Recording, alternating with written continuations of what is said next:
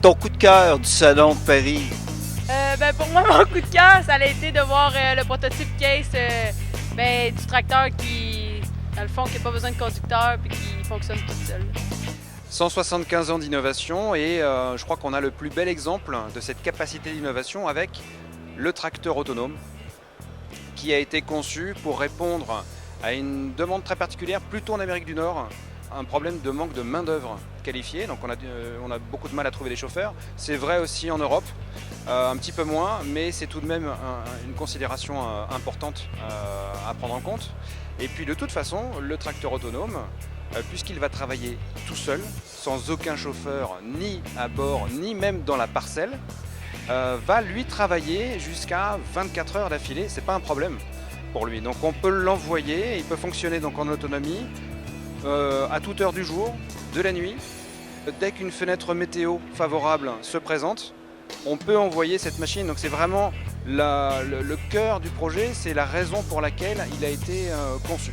On présente ce concept comme un prototype, mais en fait c'est bien plus que cela puisqu'il a déjà tourné.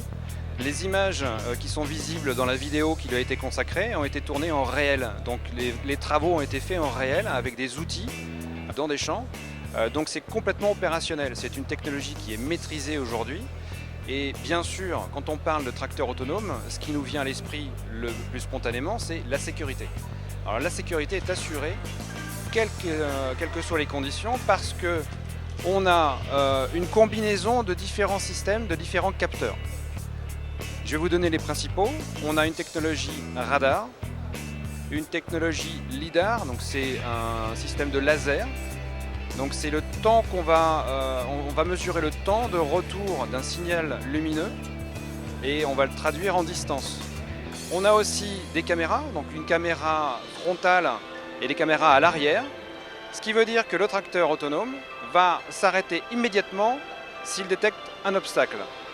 Il peut s'agir d'un obstacle fixe ou un obstacle mobile. Si c'est un obstacle mobile, il est capable de repartir tout seul. Si c'est un obstacle fixe, il va attendre une instruction de l'opérateur qui lui sera, s'il le souhaite, dans son canapé avec une tablette. Et il va ainsi pouvoir lui montrer le chemin idéal pour contourner l'obstacle.